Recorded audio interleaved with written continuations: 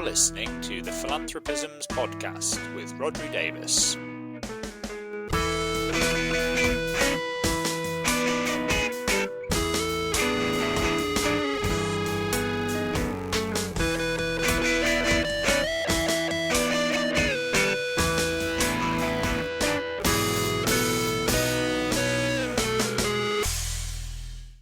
Hello, you're listening to the Philanthropisms podcast. This is the podcast where we try to put philanthropy in context.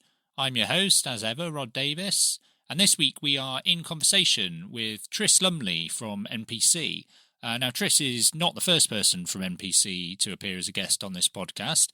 In fact, he is the latest in what's become a bit of a running series/partnership. So previously we had Angie Cale on a little while ago talking with me about the cost of living crisis.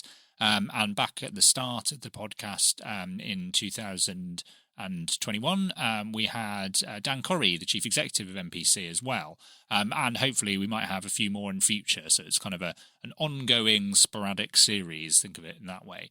But Tris, who is the Director of Innovation and Development at NPC, came on to talk about some of the work that they've been doing around open philanthropy. So we had a great conversation talking firstly about what that project is, the Open Philanthropy Project, how it came about, and how NPC, interestingly, has been putting some of its ideas around open philanthropy into practice, not just sort of talking about them and producing papers, as traditionally, think tanks tend to do, but also actually taking responsibility for some funding. We also talked about the distinction between outward openness and inward openness, so kind of transparency on the one hand, really, and being open to the outside world, and inward openness, being more open to other points of view and types of knowledge. So we talked about whether foundations and donors need to be more transparent, and if so, what the argument is for it. Is it primarily a kind of one about legitimacy, or is it one about being more effective? We talked about how you actually go about making philanthropy more transparent and the role of open data. We talked about what some of the barriers might be and why there might be reluctance to be more open from some funders. We talked then about inward openness and kind of what that means in terms of participation and getting people with lived experience to be more part of the process when it comes to decision making, but also how you balance that against the expertise of practitioners and also of funders. We talked about some of the challenges that there can be in managing that balance of different types of knowledge. We talked about what this means in terms of measurement and kind of how a desire to make philanthropy more open and to shift power, away from the kind of traditional holders of it, how that relates to the current models that we have of measuring impact and social value. I should just say I've tried to sort it out in the editing. Tris's side of the conversation is relatively heavy on the reverb side, but if you just imagine that he's recording it in the middle of a medieval cathedral, maybe that'll give you a mental image that'll make the whole thing hang together. So without further ado, let's go into it, and I'll be back at the end for a little bit of housekeeping and tidying up.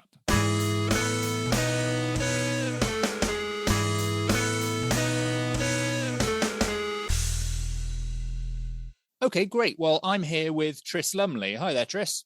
Hi, Rodri. Great to have you on the podcast. And for those listening, Tris is Director of Innovation and Development at NPC. And you may remember we've had a few other people from NPC on before, Angela Cale and Dan Corrie, on past episodes. So, Tris, we're here today to talk particularly about the idea of open philanthropy. So I guess a starting point would be, what does that mean? I know NPC's got its own open philanthropy project. What is that all about, and kind of how did it come about? Yeah, so by open philanthropy, we mean open in two ways, and that's open outwards and open inwards. So if I'm a foundation or a philanthropist, the open outwards bit is sharing the work that we're doing for many reasons, and I'm sure we'll get to all of those. But fundamentally, so that it's visible and others can kind of see it and use it in the sense of open data and a lot of the things that you might think about. But the other side of it is open inwards, which is inviting others into your processes and practices and decision making, and being inclusive in how you're approaching that. that work. And so we call them both bits of open, but they're very, very different in their kind of senses, and not everyone, it's not maybe the best term, because not everyone kind of gets that we mean both sides of that. People often default to the sort of the open data publication side of things. And where did this work come from for us? Where did the Open Philanthropy project come from? Well, it's, I guess, something that's been stewing over the last 20 years of NPC, and for my sins, 19 years nearly of being at NPC, which is really to get our hands on and fundraise, and then actually to manage funding, so to operate as a foundation ourselves, and therefore to experiment with different funding practices. I think in my experience, there's a lot that can be achieved by advising philanthropists and reflecting great work that's going on and sharing, highlighting all of that stuff. But at the same time, I've been getting increasingly motivated to try for ourselves, to try and do things differently, and so to see how radically differently we can try and make philanthropy operate by being as openly, outwardly open and inwardly open as possible. Yeah, it's really interesting. I want to pick up on that idea of outward openness and inward openness and sort of dig into both of them a bit more, because I think you're right. I guess if you say openness, people usually automatically go to the sort of transparency, open data side of things, but actually tying it to that idea of inward openness, I think, is really interesting. But I just wanted to unpick a little bit more. You're saying there about how this is a bit different maybe for NPC, and that sort of traditionally you do consultancy, but also research and policy work. So kind of thinking about issues and putting thoughts out there. But this is almost a shift into putting some of that in practice by actually doing. What does that look like in terms of the fund that you've put together? So we were able to fundraise kind of during the course of the pandemic, really, for a number of philanthropists and foundations, enough to put together a first Open Philanthropy fund. And that fund is focused on financial hardship in the UK. So what we said to those donors is that, exactly as we've been talking about, we want to try things out. We want to see how far we can push philanthropic practices in terms of being inclusive and also sharing our work as we go. And really, I've always been very motivated by the idea of an inside-out foundation, that what if all of the work actually happened in the field, and the money is really influenced by and supporting work that is already happening in the field to prioritise and to analyse and to come together to make sense of things together and to do work together. So I guess a kind of a servant philanthropy rather than a philanthropy in charge. And that's what we're trying to do in a small way in this first fund, and that's what I hope we'll do in future funds, is to push that further and further in ways that I don't think you can do unless you're hands-on. And just to say, we've over the years we've done lots of different bits of kind of innovating and starting things up, often alongside the work. So, we've helped incubate a bunch of different organisations and models and groups and things. But this is, within the innovation team, this is an attempt to kind of formalise some of that and actually create a programme of work that we say, look, we're going to try stuff out and we're going to use that to learn and share our learning, and hopefully to encourage others to take on aspects of what we're finding is really exciting. Yeah, no, it sounds really interesting. So just picking up on that idea of outward openness first, I guess that being the one sort of people most naturally think of, as a starting point, kind of, assuming that we think there is a case to be made for it being important that philanthropy becomes more open, what in your mind is that case? Is it primarily one about addressing concerns about the sort of the legitimacy of philanthropy and making it more legitimate by being more open and transparent? Or is it more of a sort of pragmatic argument about making philanthropy more effective and doing it better? Or is it some kind of combination of the two? I think it's definitely the latter, although I've been accused of, is there a thing called the glutton's dilemma? I've been accused of, when given a choice, I always choose both. So maybe that's the thing. But yeah, I think, there are definitely both rationales, right? That so for me, one of the really big ones is, and I think this is a category error in philanthropy often. I don't know if that's a bit too jargony, but like the scale of challenges compared to the scale of responses in philanthropy, you kind of zoom out a bit, and it's just nuts. It doesn't matter which field you're in or what sort of approaches we're looking at. Philanthropy never has the resources in individual institutions to achieve the strategies that usually are on the website. Philanthropy is tiny, and so there has to be just the effectiveness, the logic argument of look, if we publish the work that we're doing, then others can use it, and whether others use it to orient their work or to understand. I think it might be a phrase I attribute to Anna de Pulford at Dulverton Trust of unacknowledged interdependence, which is a bit of a mouthful, but foundations rely on each other's strategies, and often they don't know what those other strategies are. So we must publish because that's knowledge that the rest of the field needs to make the most use of what we're doing. And I don't think you can reasonably argue that philanthropy can succeed without better coordination, and some of that coordination has to come through transparency and data about the work. And I think you look at 360 Giving, and you look at the kind of the fabulous path that it's taken as more foundations are getting on board, as more data is being published.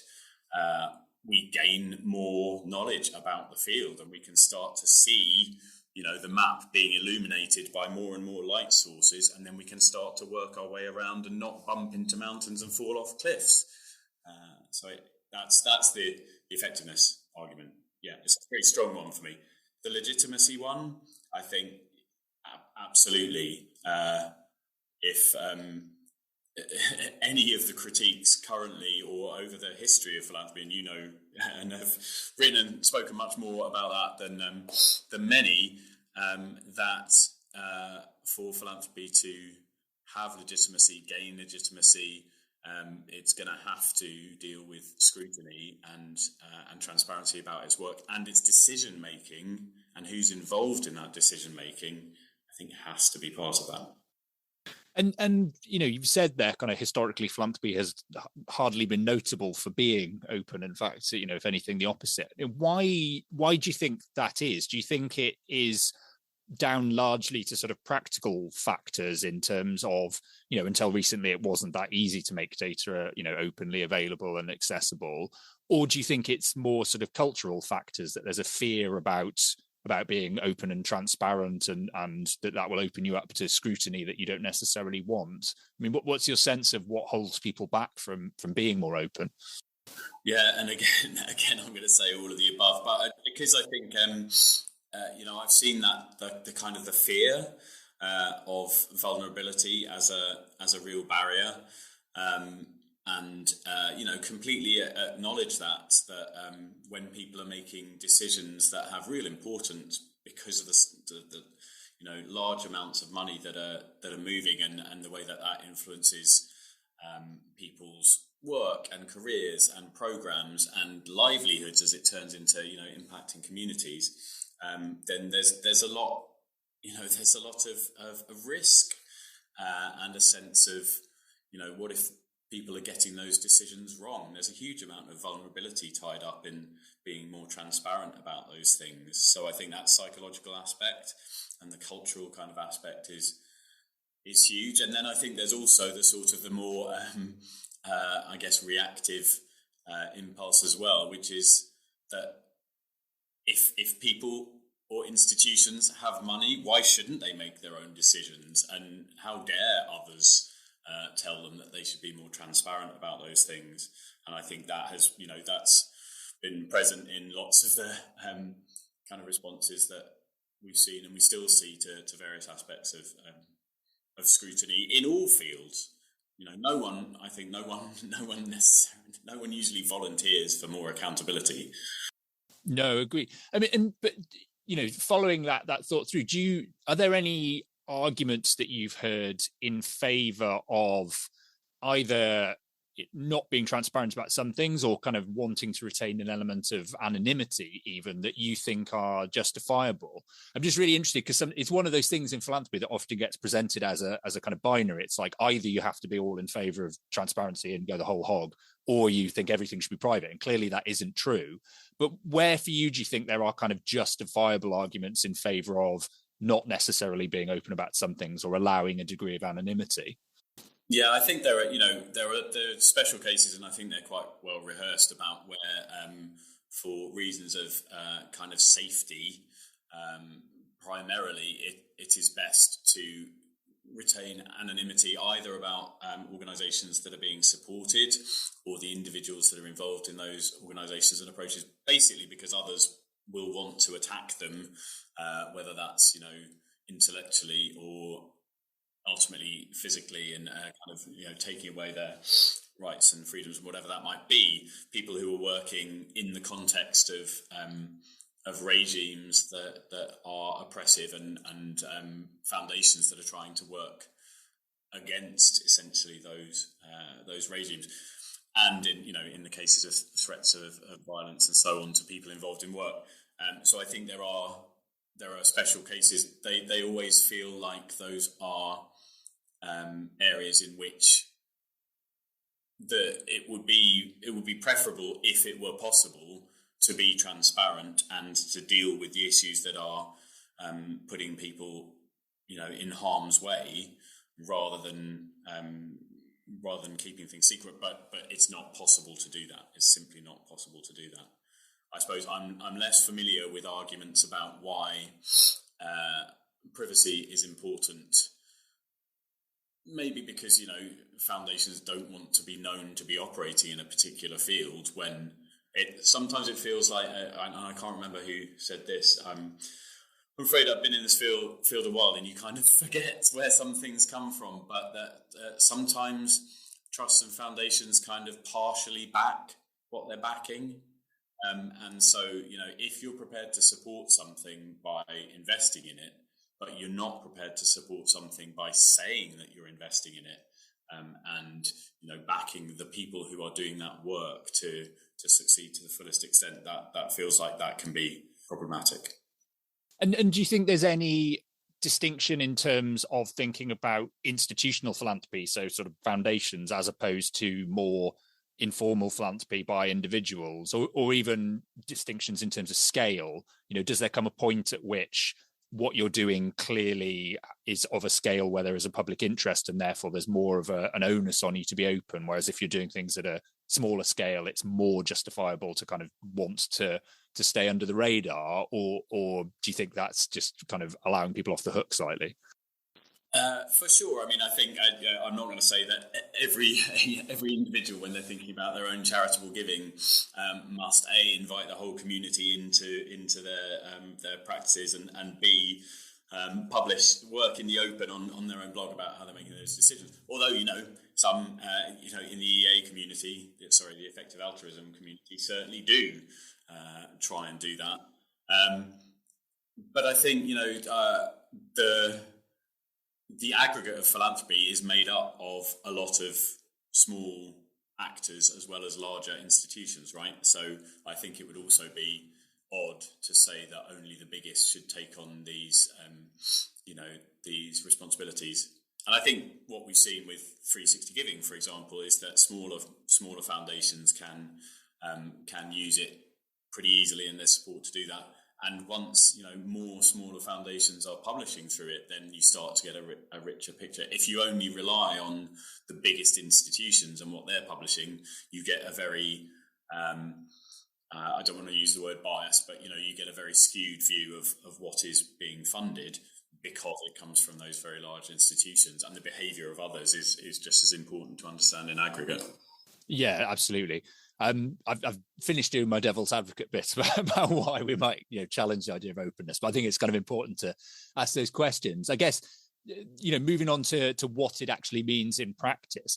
In the work you're doing, what are the things that you're kind of focusing on being on organizations or making philanthropy more open about? Because I guess there are various different dimensions. There's the kind of where the money's coming from in the first place. There's how it's getting spent. There's who's making decisions.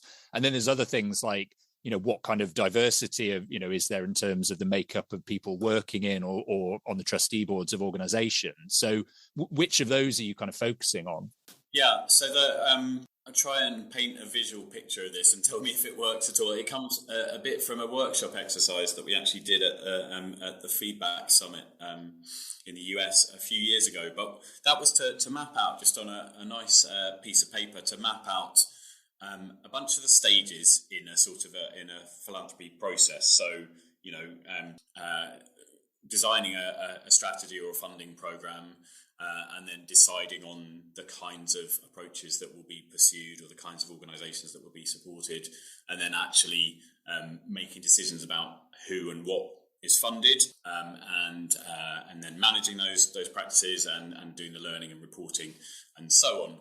And so mapping those out, and then having in the other part of the matrix, in the other dimension, who decides, who does the work, who's involved, who's consulted, and who isn't. And just putting ticks in boxes, or kind of heat mapping those different things, and looking at philanthropy and saying, okay, so where are the decisions being made, and who's doing the work? And to one extent, that probably sounds quite quite obvious and quite straightforward. And in the point being that in most foundations, I think that the work is done by the staff.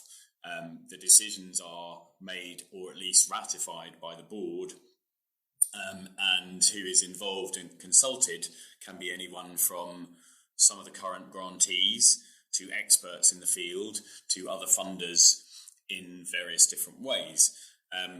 What we're trying to do, and what we're experimenting with, and encouraging ourselves to push on as much as we possibly can, is to kind of shift that heat map so that the who's doing the work and who's making the decisions in all of those aspects, from setting strategy and scope, all the way through to making decisions about organisations and working out how we're going to learn and manage, is shifting away from being a few individuals who are trusted to do so to a much wider group. So this is where I guess I feel like I have something to say, or we have something to say about diversity, because I think in lots of ways I would prefer others to speak and to listen on that. But I think in philanthropy we need diversity of perspectives. And fundamentally, I think we need at least three groups to be involved. So we need lived experience, and obviously I'm not the first person to say that. And over the last few years, that's a shift that we've been seeing in lots of ways in philanthropy. We need practitioner experience too, and in NPC's work, from getting very heavily involved in the evaluation world and helping accelerate the uptake of all of that work over the last couple of decades, we've often seen, I think, practitioners left out of that. That evaluation can be about an expert perspective or whatever, but actually there are people doing work whose perspective is incredibly important to understanding what's going on and what the priorities should be and what the gaps are and all of those things. And the third group is funders.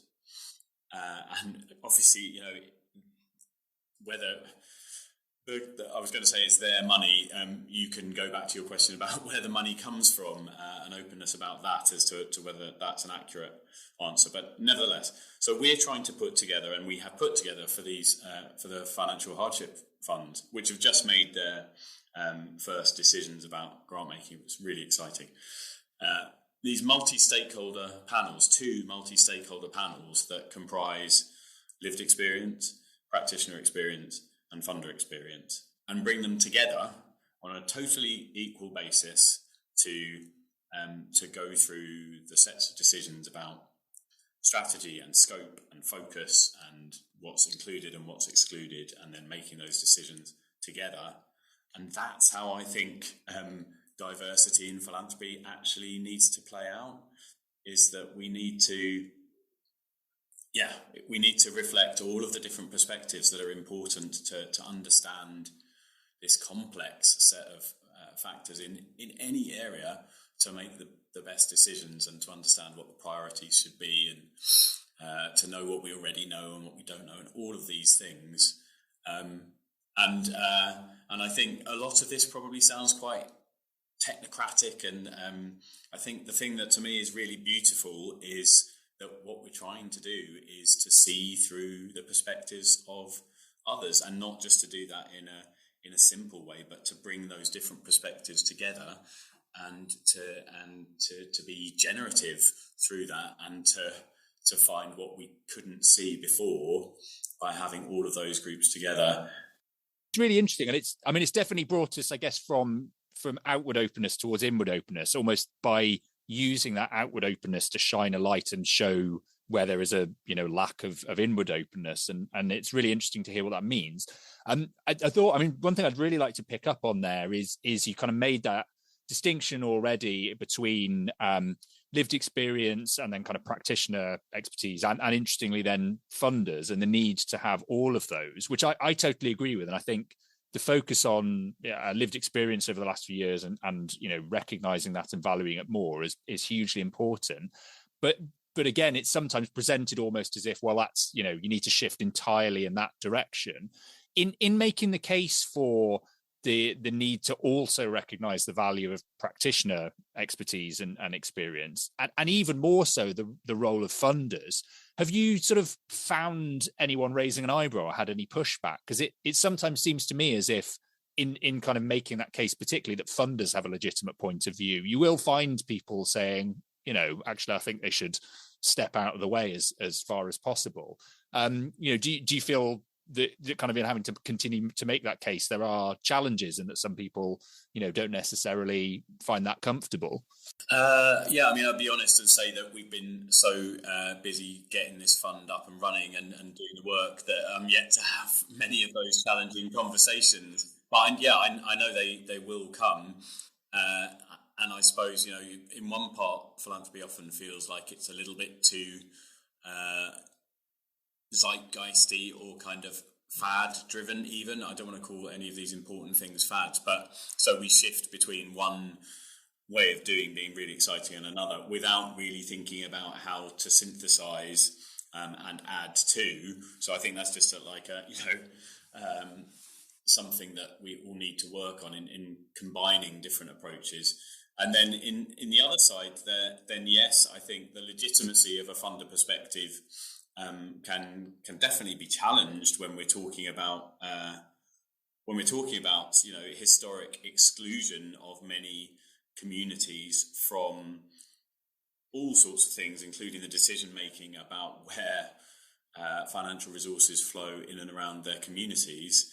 That then yes, there is a swing towards lived experience rather than funder experience.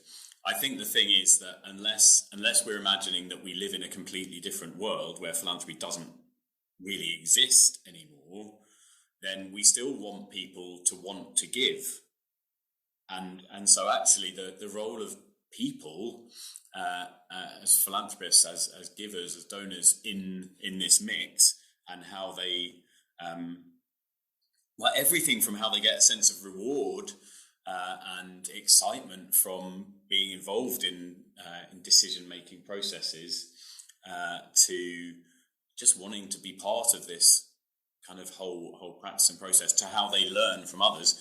They've got to be in the room, right? And I think it's something that I see in some of the sort of the activist philanthropists, the next gen maybe, who are pushing for change in philanthropy, is they're very present as people within the work, and they, even if they're actually often pushing lived experience and kind of a community driven perspective, they're very important agents of change within this whole thing. So I think you just have to acknowledge that if those people aren't included, they're not going to want to get involved. No, absolutely. And in the sort of, assuming that we agree, which I think we both do, that actually, what we need to do is find ways of combining those different types of experience and expertise. You've said that you've been trying to do that in practice in the work that you're doing.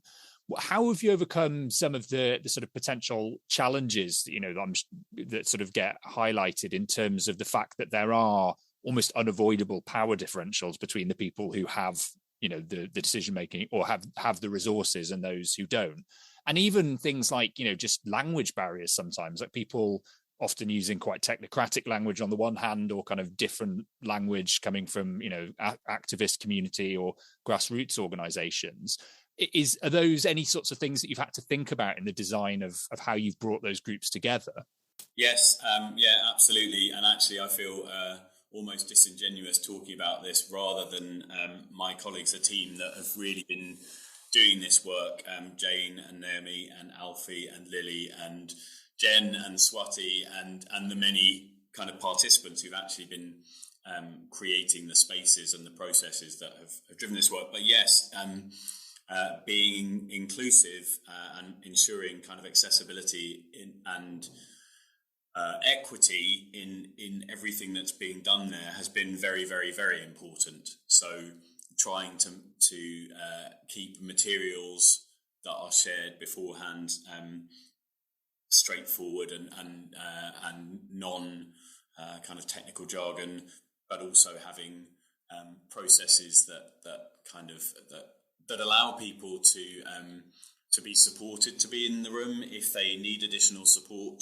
to be there, and to kind of acknowledge that some will be very, very used to being in those environments and others aren't.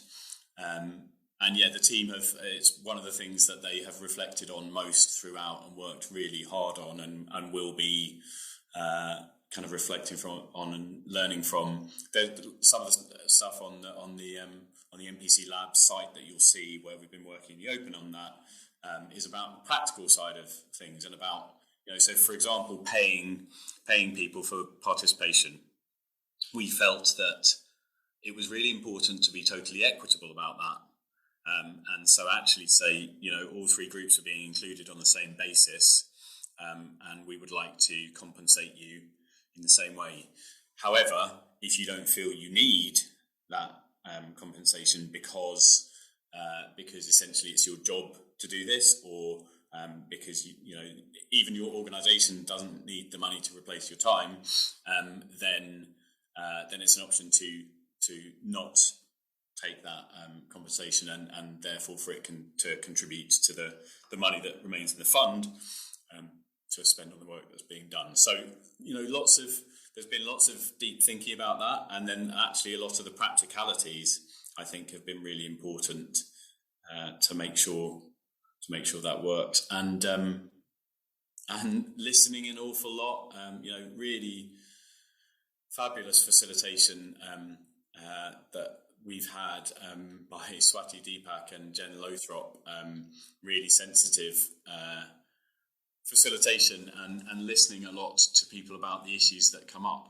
So just, one of those being that if you've got practitioner experience and lived experience in the room, well, actually all three, if you're bringing those types of experience together, then when it comes to thinking about organisations, people will have prior knowledge of those, and there is a connection to those and what could be seen as bias, but they're in the room because we want that experience and expertise. How we then deal with that and how we make it okay for people to share their perspective and feel that is part of the process has been, it's been interesting and challenging and valuable to work out. Yeah, so it's really interesting to hear, because I think actually, often this stuff, it's easy to talk about it in theoretical terms, but it does come down to quite practical things, like, as you say, how do you compensate people for taking part and make sure that what you're doing isn't extractive? Because I know there have been lots of unfortunate examples of people, even with good intentions, wanting to involve communities with lived experience, but doing so in a way that actually ends up probably doing more harm than good in the long run. So I think it's really important to think about those things. Have you found in doing, running those processes so far, have you had any instances in which there's been kind of genuine disagreement about what should be done or how it should be done? And how has that ended up being resolved, and has it kind of ended up with any kind of interesting outcomes in terms of somebody genuinely changing their mind in a way that they wouldn't have done if they hadn't gone through the process? Yeah, it's interesting. I think a lot of this gets to the practices around facilitation and consensus building, but it's part of the reason why actually an ex-colleague suggested that we have two panels that run in parallel, and they're essentially with the same makeup, but just to test out to an extent the human element and how differently the focus and conclusions come out of these two panels. And actually, what I've been amazed by the degree of consistency that there has been, and the lack of significant disagreement, and that might be because in the field of financial hardship, there aren't massive schisms between the perspectives that could be taken, and in other fields there are, about whether one approach or another approach is right. I don't know, but so in both of those panels, they've ended up with similar but not identical focus, focusing on essentially the same demographic groups who are most at risk of financial hardship and most vulnerable to the deepest effects and scars of financial hardship. But they've ended up with slightly different takes on organisational size that they should be supporting, and one has ended up putting part of the fund into backing grants to individuals. The other has been just grants to organisations. So, differences of approach, but not really massive disagreements about key kind of principles or key decisions. Yeah, no, absolutely. And one thing I was wondering as well is, you mentioned before that there's definitely plenty of zeitgeist chasing, even when it's kind of for the right reasons in philanthropy. And certainly part of that zeitgeist at the moment would, two elements of that would be the focus on trust-based approaches to grant making and participatory approaches. Where for you does this work you're doing on open philanthropy kind of sit in relation to those things? Because it feels as though trust-based grant making is more fundamentally about building the relationships between funders and grantees, whereas maybe what you're doing is about involving different stakeholders in decision making about grants that then end up going elsewhere. Is that sort of right? How do you view it? Yeah, I think that I think you could probably map out trust-based philanthropy on my earlier matrix that's on the wall of my imaginary workshop. That as you say, focuses on the relationship between a funder and their grantee or grantees. What we're really interested in is how someone becomes a grantee, and all of the processes and practices that lead to there.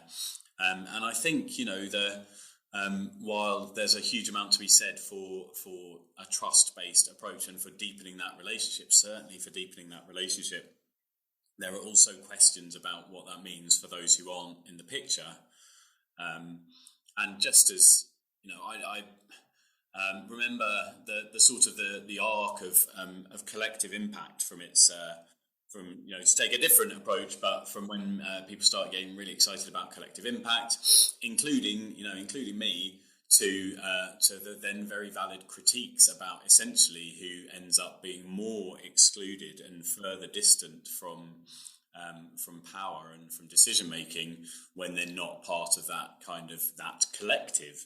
And that I think opened my eyes to the importance of every time you make a decision that this is your group, and this is who you will then invest in more, to be just very, very aware of those that you have left out of the room before you do that. Because maybe it would be different if philanthropy were of a much greater scale and there were much more sort of trust-based philanthropy to go around for everyone to be involved in and to be trusted. But there ain't, and so there are an awful lot of folk left out, and then perspectives that aren't included. If you're listening more deeply, but only to a closed group of perspectives, then that feels like that can be potentially very dangerous. No, I think that's a really important point, because I think it's increasingly something I'm hearing in conversations and awareness that it's easy to talk about trust in entirely positive terms, and it fundamentally is a good thing to highlight the importance of trust, but there is a danger it can become exclusionary if it's the only basis on which you do things and you don't make space for new entrants or expanding the circle of trust all the time. Yeah, and I'm assuming that the circle of trust isn't a reference to Meet the Parents. But, anyway. It also makes me think that one of the other, when a worry about trust-based philanthropy is that if we're trusting our grantees more, where is the role of accountability to the people that they are there to serve? And impact measurement, for its many sins as an approach, hasn't always done the best job of bringing that accountability to primary constituents to the fore. But there's an intent there. There are lots of other ways that we might think about doing that. So if you trust those that you're funding, what does that mean about those that they're supposed to be supporting? Do you then trust them more, and do you have mechanisms to make sure that's there, or do you not? And so again, it sort of comes back in my mind to the importance of having these three groups in the picture of lived experience and practitioner experience and funder experience together. And I think, the fact you mentioned there impact measurement, which is something I wanted to ask about next, actually, because I think it's a big part of these conversations, in that as there's all this kind of focus on shifting power more and making decision-making more democratic and participatory, I think there's definitely a school of thought that measurement has, in some cases, become almost a sort of tool of oppression, or something that reflects unequal power dynamics. And I just wondered, given that NPC has for a long time been very heavily involved in thinking about how to do measurement better and more effectively and more appropriately, how your work and your thinking around open philanthropy has informed your thinking about measurement. Yeah, and I'll be very honest to say that is a very ongoing process, I think, in my head and in our organisation and in the work we're doing, seeing how that plays out. I mean, certainly we have attempted to bring as much of the best of the use of evidence to bear in the open philanthropy work that we're doing as possible. So actually, those multi-stakeholder panels were presented with a kind of an evidence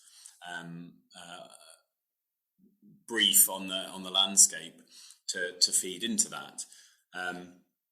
But I think it's it isn't straightforward. I think we've been wrestling with ensuring that measurement and data aren't just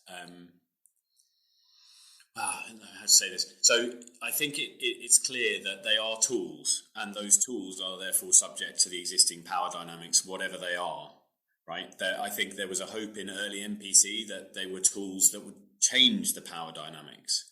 And I think ultimately that's been shown to be somewhat naive by what's happened over the last 20 years.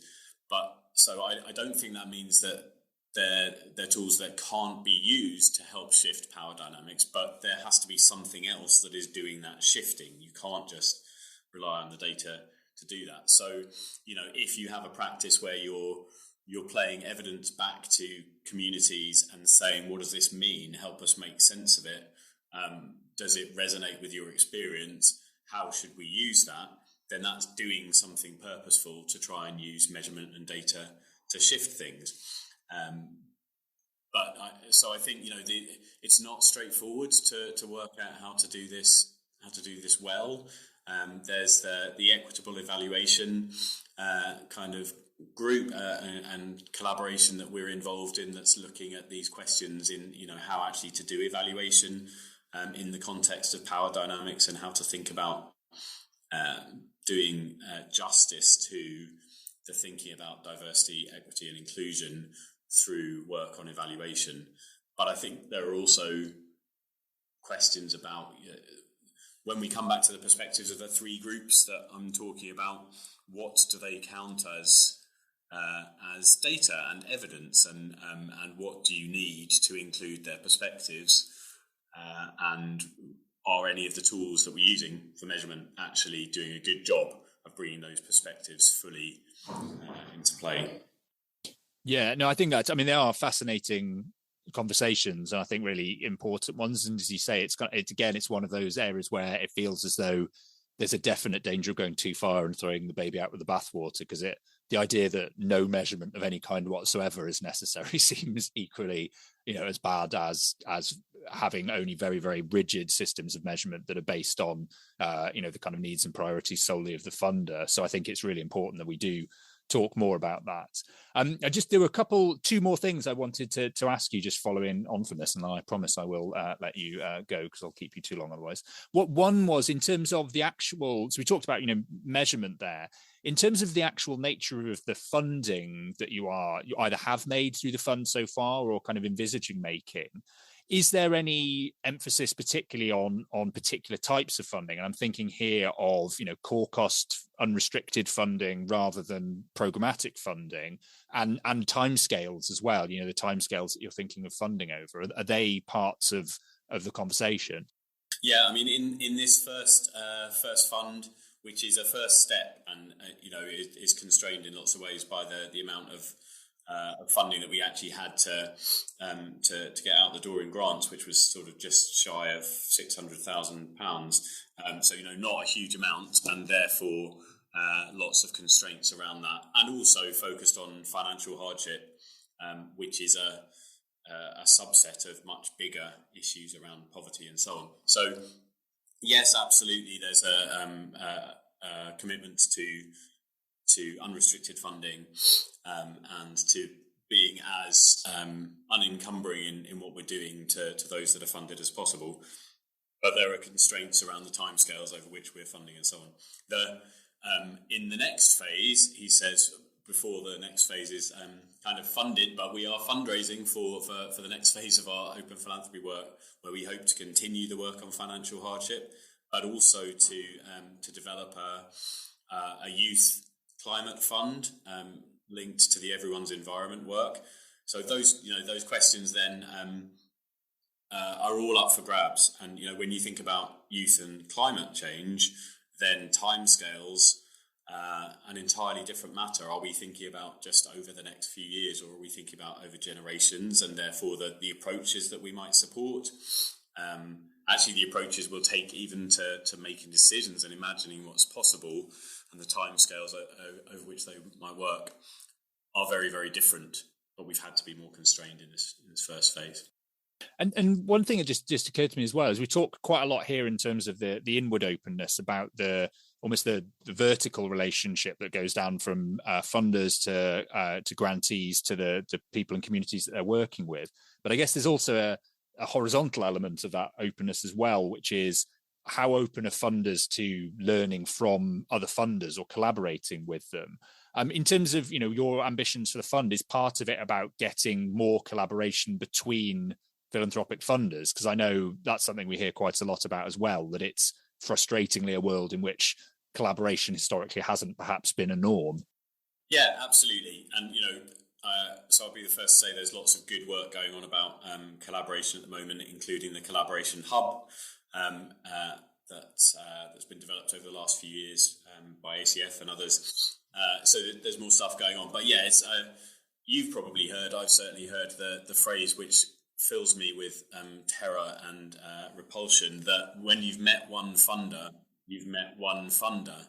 And it's sometimes said as a kind of a triumph with pride.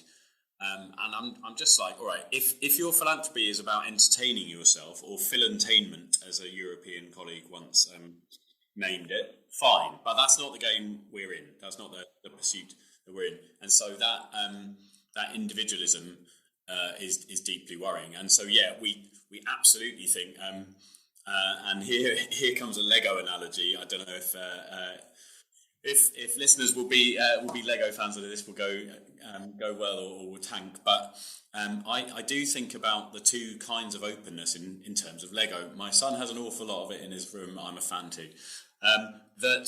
So part of the outward openness is kind of is making it possible for others to join onto your work, just like Lego. And whether that's by just publishing it so that others can see it, or whether it's actually making it, and this is not a word, but collaborable, by saying, here are the ways in. You could co-fund this, you can come into the decision-making processes, whatever. It's exposing that to others, to say, funders, we can work together. And then, the other thing about Lego is it's a standard that then you can put all of these different things together so that it does enable collaboration, and that both the inward openness that then comes around, which is that we can see you're doing this piece, we're doing this piece, let's work together on that. Or, let's throw it out there to everyone and see what the ideas are, and they know the materials they're working with so that they can build stuff that then we can build on. So I think it's changing the kind of the substrate for the work. And, funders don't like to be described as, just the money, and they're right. Philanthropy is a knowledge process, right? And one that I think is done incredibly poorly through competitive selection processes.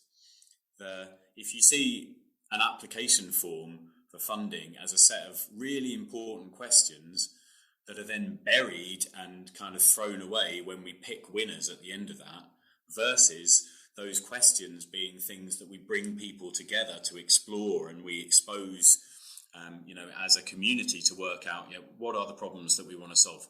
Let's work that out. What are the problems? What are the priorities? What should they be? And what can we do about those? So shifting the understanding of philanthropy and foundations' jobs to being they're knowledge workers, and they're working through these really important areas of knowledge and insight and decision making.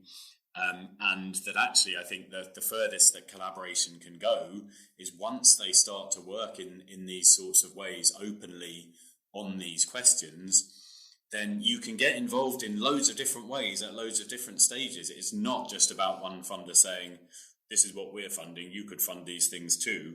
It's much more multidimensional and much richer than that. I think that's really interesting. And I think, this necessitates a whole mindset shift about how you envision the role of a funder, and also kind of how you as a funder quantify your own sense of success or self-worth, which I think is really important. I think something that we need to do. It's a really interesting idea. The final thing I just wanted to ask was to sort of zoom out totally from all of this stuff and just ask a question that, links to what we talked about earlier about whether this focus on making philanthropy more open is about legitimacy or kind of, efficiency and making practice better, on the assumption that it's at least partly about addressing some of the challenges and the criticisms of philanthropy and its legitimacy within society. To what extent do you feel that this kind of work genuinely does address that? Do you think it can be a total answer, or do you think we need to acknowledge that there's only so far we can go in terms of addressing some of those criticisms by making philanthropy more open and collaborative, but there will still be kind of fundamental underlying concerns about its relationship to inequality or the role it plays in democracy? Yeah, I think for sure there will, and there should be, and the scale of philanthropy on its own, even if you were just to take this from a purely instrumental perspective, is not great enough to tackle challenges or really to reduce inequality. It might be a catalyst for those things. But so even if we're most optimistic, then yes, those questions will remain. But I think, and this is the little utopian dream, that I think one way of seeing all of the work that we've been talking about is actually here's the Inside Out Foundation thing. So it's then all of the work that we're doing is ultimately then strengthening the field and really building infrastructure in the field rather than within our walls as foundations or whatever that might be.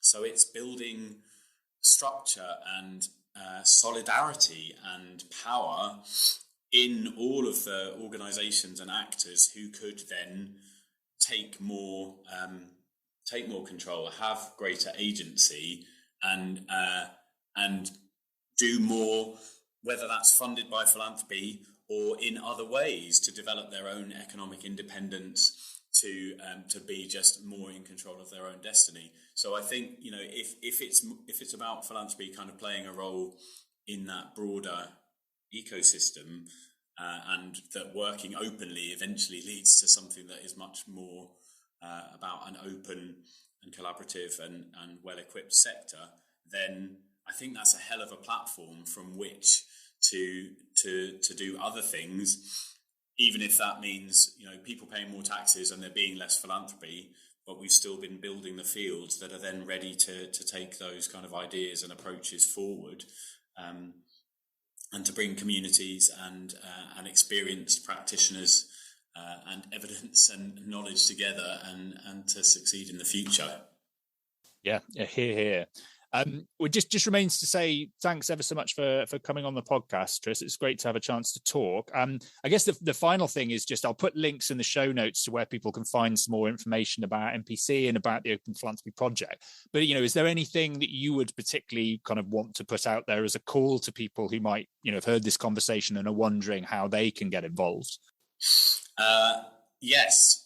Well, first of all, thanks very much for having me. I've really enjoyed having the chance to witter on, and hopefully there's still some people listening to hear this. But yeah, it is about open philanthropy, so we really do want everyone to get involved in whatever way that's possible. So if people have ideas about the stuff we've talked about, or about opportunities to take some of these approaches forward, would love to hear. If people want to get involved by funding, by getting involved in the next stage of the work, then that's absolutely fantastic too. And we have a kind of a learning and celebration event coming out of this first phase of work, that we'll be sharing details of soon on our site. So maybe, you know, might even meet some people in person at that, and get involved in work in the future. Great. Well, it sounds all really exciting. Brilliant. Well, thanks, Tris. Thanks so much for having me, Rodri.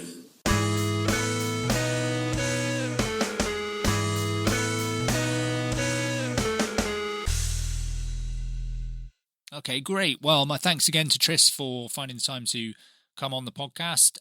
Great to have a chance to talk. I'll put links in the show notes to where you can find more information on NPC's open philanthropy work. I'll put some links to things that I've written that are relevant to what we've been talking about, and some other materials that might be of interest. If you're interested more broadly in issues around philanthropy and civil society, do check out the website at whyphilanthropymatters.com, and of course check out NPC's website, where they've got lots of papers and reports and blogs as well about many different aspects of philanthropy. Why not follow me on Twitter at Rodri_H_Davis, or at Philiteracy if you want the stuff that's more history and kind of theory focused. You can find me on LinkedIn as well. I'm also on Mastodon and, you know, all the rest of it.